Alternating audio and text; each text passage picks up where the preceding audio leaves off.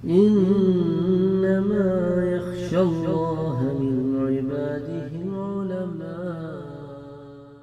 اللهم صل على سیدنا محمد صلی اللہ علیہ وسلم. غزوہ بنو قریظہ کو ہم ڈسکس کر رہے ہیں، اور بنو قریظہ پہنچ کر اللہ کے رسول صلی اللہ علیہ وآلہ وسلم نے ایک کنواں جس کا نام آنا تھا، اس کے پاس اپنے جوانوں کو کہا کہ آپ یہاں پر خیمہ زن ہو. اور اس سے قبل حضور اکرم صلی اللہ علیہ وآلہ وسلم حضرت علی مرتضیٰ رضی اللہ تعالیٰ عنہ کو اپنے آگے بھیج چکے تھے. اچھا، حضرت علی کے اس قلعے پر پہنچنے سے پہلے، چونکہ بنو قریظہ جو ہے وہ اوس قبیلے کے حلیف تھے، اوس قبیلے کے سردار حضرت سعد بن معاذ تھے جو اس وقت زخمی تھے. انہی کے کزن حضرت اسید بن حضیر جو ہیں وہ اس قبیلے کے سرداروں میں سے تھے، اور ان کے بھی بنو قریظہ سے بڑے اچھے مراسم تھے. تو اب انہوں نے ان کا رخ کیا کہ ان کو سمجھائیں، ان کو بتائیں کہ دیکھو یہ غلط بات ہے، اور جو تم نے کیا ہے وہ بہت غلط حرکت ہے. تو حضرت اسید بن حضیر نے ان کو جب سمجھانے کی کوشش کی تو وہ ان سے بھی الجھ پڑے. تو پھر حضرت اسید بن حضیر نے ان کو مخاطب کر کے فرمایا، اور آپ اس وقت بڑے جلال میں تھے، یا اعداء اللہ لا نبرح عن حصونکم حتی تموتوا جوعا.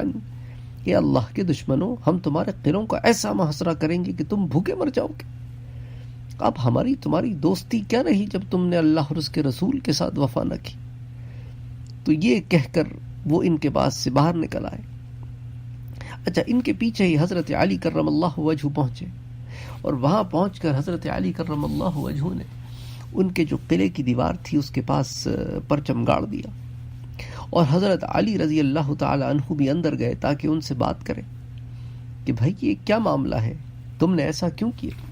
جا کے اگر صلح کا کوئی راستہ نکلتا ہے، یا اگر وہ اپنے کسی کہنے پر پشیمان ہوتے ہیں یا کوئی اور راستہ نکلتا ہے تو حضور تک یہ بات پہنچائی جائے، پھر حضور آ کے جو فیصلہ فرمائے. تو اب اسی اثنا میں حضرت علی رضی اللہ تعالی عنہ نے ان کی طرف رخ کیا تو ان کو اتنا برہم پایا کہ انہیں حضرت علی رضی اللہ تعالی عنہ کے سامنے حضور اکرم صلی اللہ علیہ وآلہ وسلم کی شان میں گستاخیاں کرنی شروع کر دی، اور مسلمانوں پر گالیوں کی بوچھاڑ کر دی، اور اپنے قلعے کے دروازوں کو بند کر دیا، اور اس کے اوپر چڑھ کر اوپر سے پتھر پھینکنے لگے. اس حال میں حضرت علی رضی اللہ تعالی عنہ پلٹے اور حضور سے ملاقات ہوئی. تو آپ نے حضور سے کہا کہ اللہ کے رسول صلی اللہ علیہ وآلہ وسلم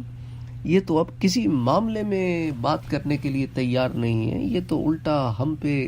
برہم ہو رہے ہیں. تو آپ صلی اللہ علیہ وآلہ وسلم نے صحابہ سے کہا، اچھا تم لوگ ایک طرف ہو جاؤ،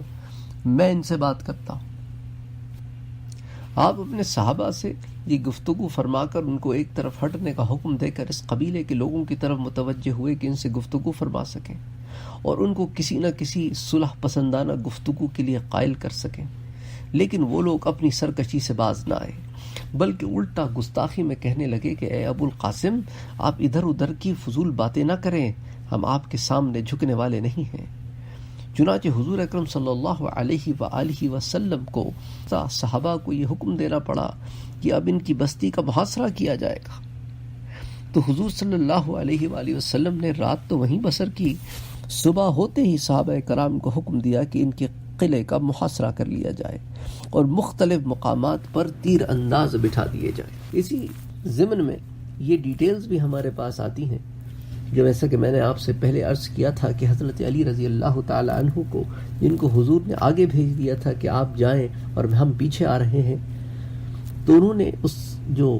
بنو قریظہ کا جو قلعہ تھا اس کے سامنے اور قلعے کی دیوار کے نیچے وہ پرچم نصب کیا جو حضور اکرم صلی اللہ علیہ وآلہ وسلم نے انہیں دیا تھا،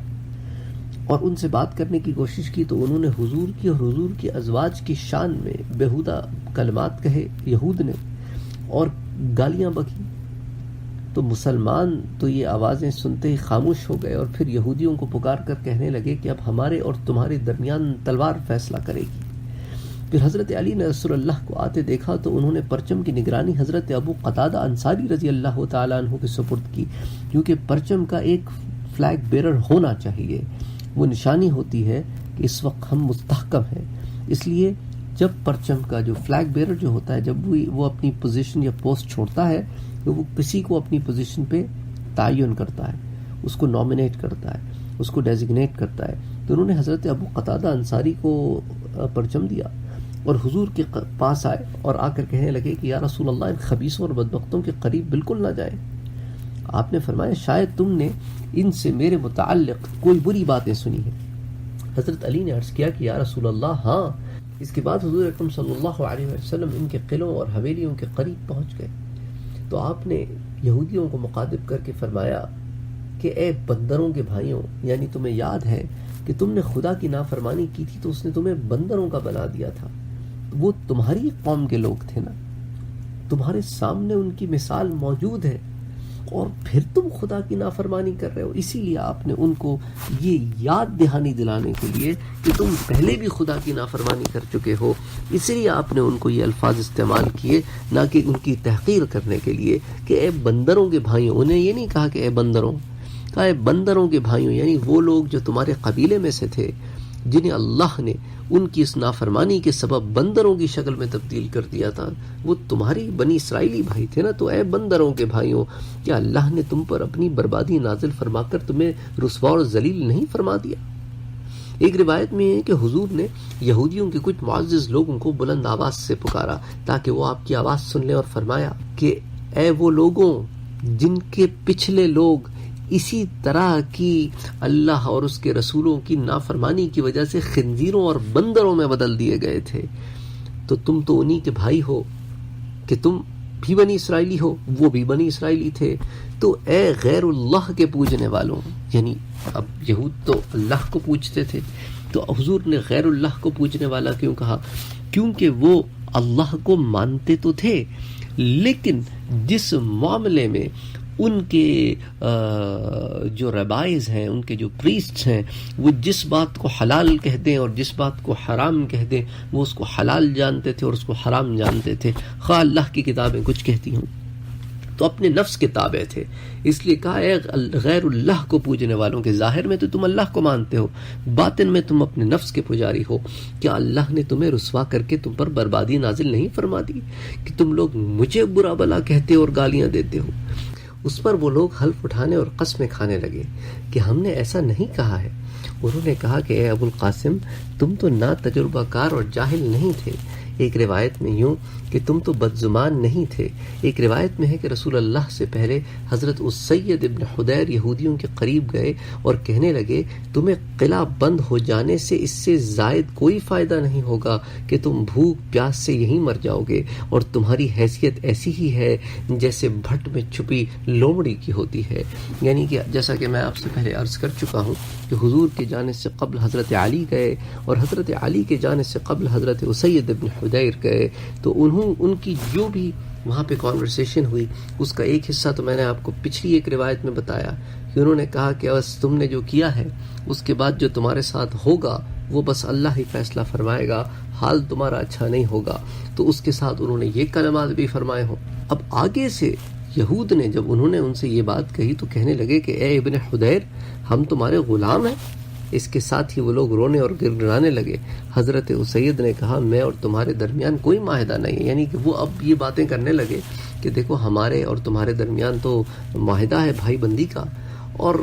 اب بھائیوں میں تو اس طرح جھگڑا نہیں ہونا چاہیے کہ تلواریں نکل آئیں. تو حضرت اسید نے کہا بھائی اب ہمارا تمہارا کوئی معاملہ نہیں ہے، تم نے اللہ اور اس کے رسول کی گستاخی کی ہے، ان سے عہد توڑا ہے، تو بس اب ہمارے اور تمہارے درمیان کچھ نہیں ہے. اس کے بعد پھر حضرت علی پہنچے، پھر حضرت علی کے ساتھ بھی انہوں نے اسی طرح کا معاملہ فرمایا. تو اس کے بعد حضور اکرم صلی اللہ علیہ وآلہ وسلم آئے اور پھر آپ نے ان سے مخاطب ہو کر ان کو یہ بات یاد دلائی کہ دیکھو تم پہلے بھی گناہوں کی وجہ سے اللہ تعالیٰ کے عذاب کا شکار ہو چکے ہو، تو دیکھو پھر وہ گناہ نہ کرو کہ جس کی وجہ سے اللہ کا عذاب تم پر پھر نازل ہو. تو غرض حضور اکرم صلی اللہ علیہ وآلہ وسلم نے رات وہیں بسر کی اور صبح صحابہ کرام کو حکم دیا کہ ان کا محاصرہ کیا جائے. تو رسول اللہ نے 25 رات تک اور ایک روایت کے مطابق 15 دن تک بنی قریظہ کا محاصرہ کیا، اور ایک قول کے مطابق 1 مہینہ. اس عرصے میں صحابہ کا جو کھانا تھا وہ کھجوریں تھیں جو حضرت سعد بن عبادہ رضی اللہ تعالی ان کو بھیجتے تھے، یعنی ان کے یہاں سے کھجوریں آیا کرتی تھیں. اسی موقع پر حضرت صلی اللہ علیہ وآلہ وسلم نے فرمایا کہ بہترین کھانا کھجور ہے.